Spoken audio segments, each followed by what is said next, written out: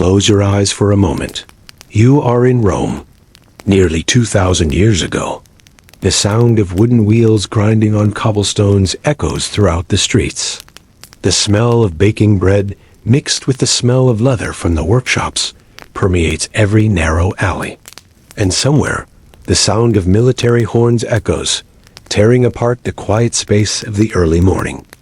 I often wonder, if I had to choose, would I choose to live a day as a Roman soldier or a Roman prisoner? At first glance, the answer is easy.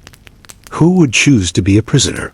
But if you dig deeper, you will see that everything is not just black and white. The soldier, called the defender of the empire, carries a shiny sword and shield. But they also carry on their shoulders the weight of orders and iron discipline. The prisoner, deprived of freedom, deprived of hope. But at least, they are not standing on the battlefield, where a sudden spear can end it all. So today, we will enter two parallel worlds together. A day of a soldier, a day of a prisoner.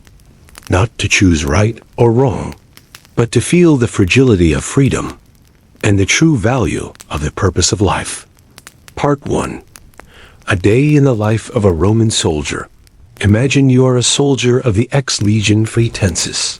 They say that the legion is the sword and shield of the empire. But if you live a full day with me, you will see that the sword not only cuts the enemy, but sometimes cuts your own dreams. You have to wake up before the sun rises. Not to see the sunrise, but because the barracks tuba never lets anyone slip another minute. The deep, long sound of the trumpet pierces the cold mist.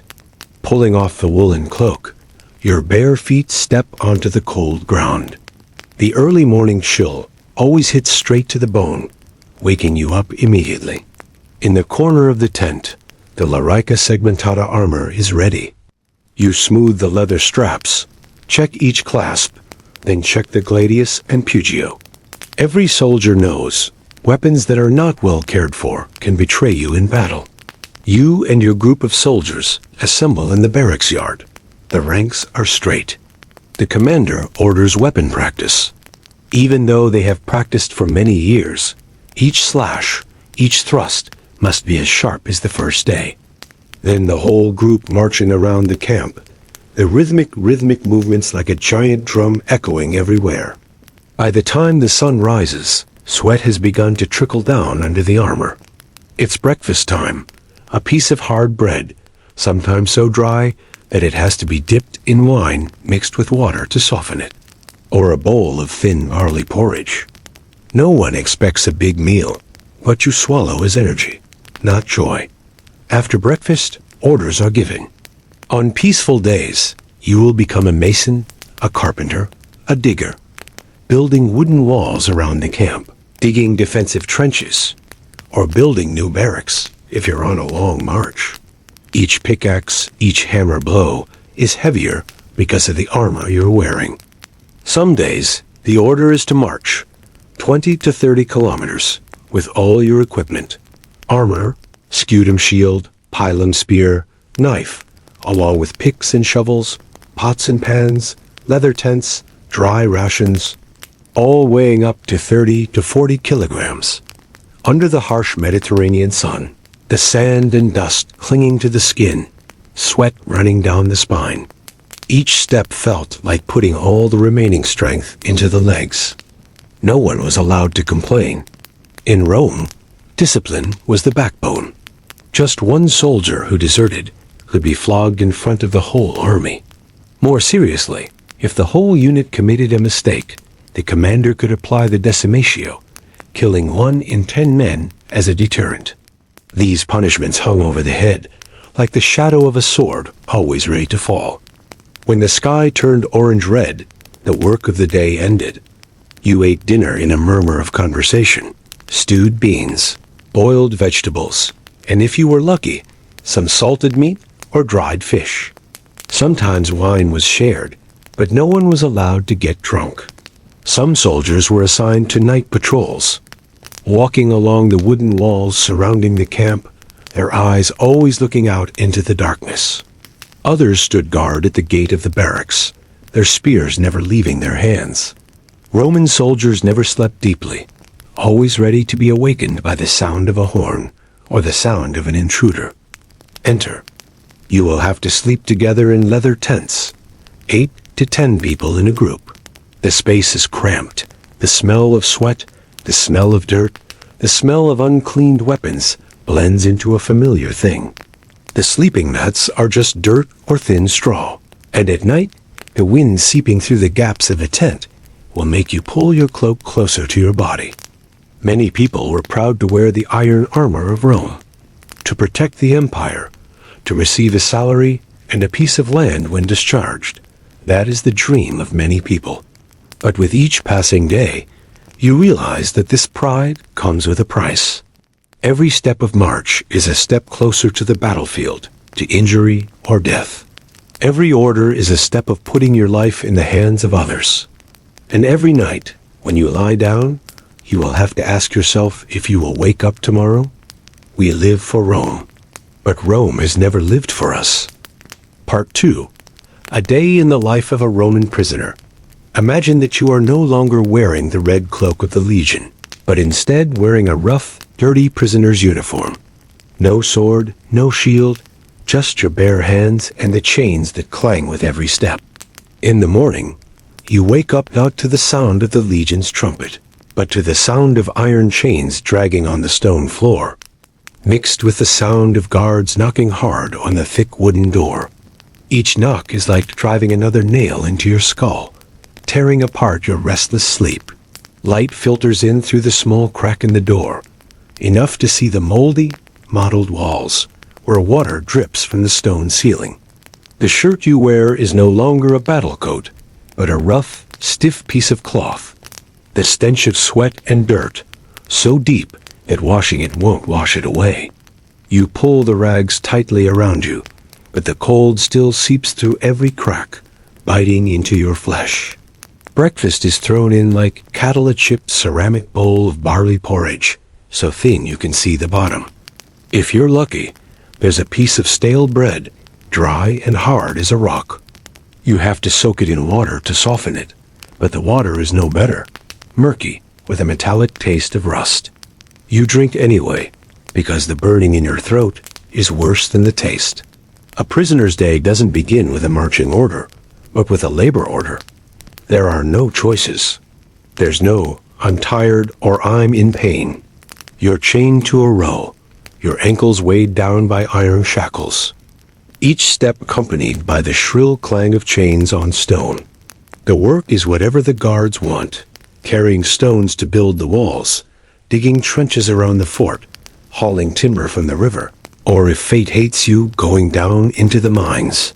The air there was thick with the smell of damp earth and sweat, and each breath was like swallowing despair. The iron chains cut into the skin, leaving bloody lines, and the dirt that stuck to them turned them into festering wounds.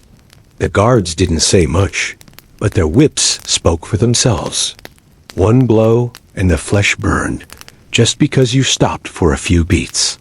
The midday sun beat down like a scorcher, but if you fainted, no one would help you up.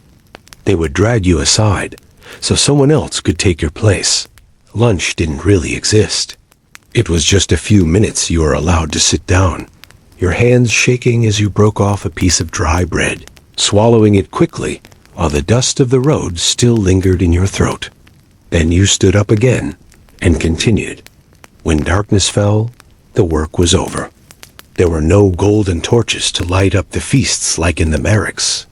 There was only a bowl of bland porridge, just like in the morning.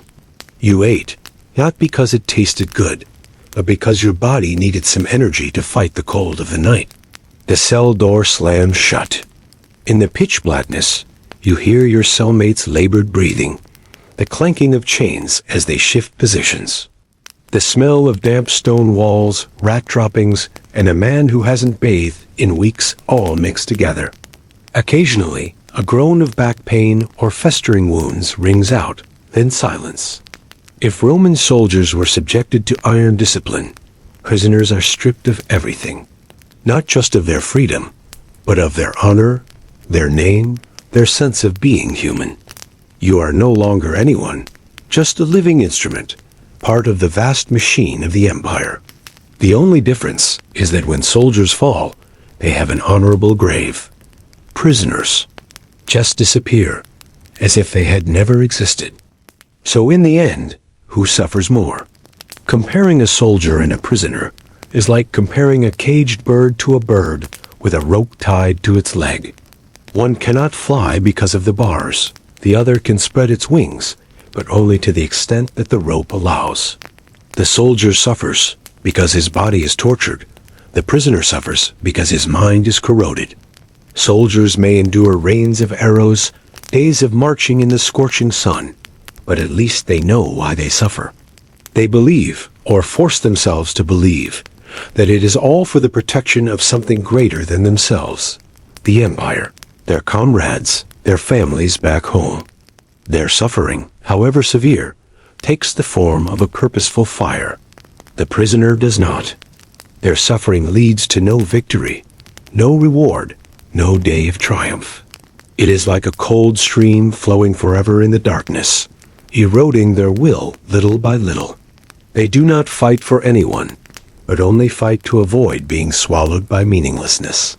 Soldiers may die on the battlefield, but before that, they will see the sun, hear the cheers of victory, and have the chance to write their names in history. Prisoners may live a few more years, but they are years that pass like shadows. No one remembers. No one mentions their names. If suffering is measured by the body, soldiers probably suffer more. Marching day and night, bleeding wounds, lurking death. But if measured by the spirit, prisoners are the ones who truly live in hell. A hell without fire, only silence and waiting. So who suffers more? The answer lies in what you fear losing more. Losing your body or losing your soul. Soldiers may lose their lives, but their souls still burn brightly in the last moments of battle. Prisoners keep their lives, but their souls are gradually suffocated by meaningless days. And that is the most enduring suffering. If one day you enter a vast forest and see two captive animals, you will understand. A lion, locked in a narrow cage, can only walk around, its claws gradually dulling on the cold iron floor. That is the prisoner. A hawk, tied to its leg, can still spread its wings, but can only fly a few steps. It is jerked back to the same place. That is the soldier. Both have lost their freedom, but their pain is different.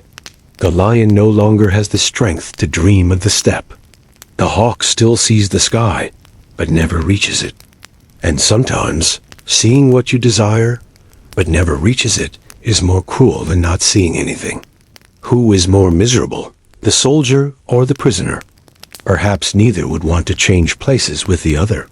Because in both of those cages, the jailer is not just a stone wall or iron discipline, but an invisible hand that takes away freedom, the thing that makes people stop being themselves.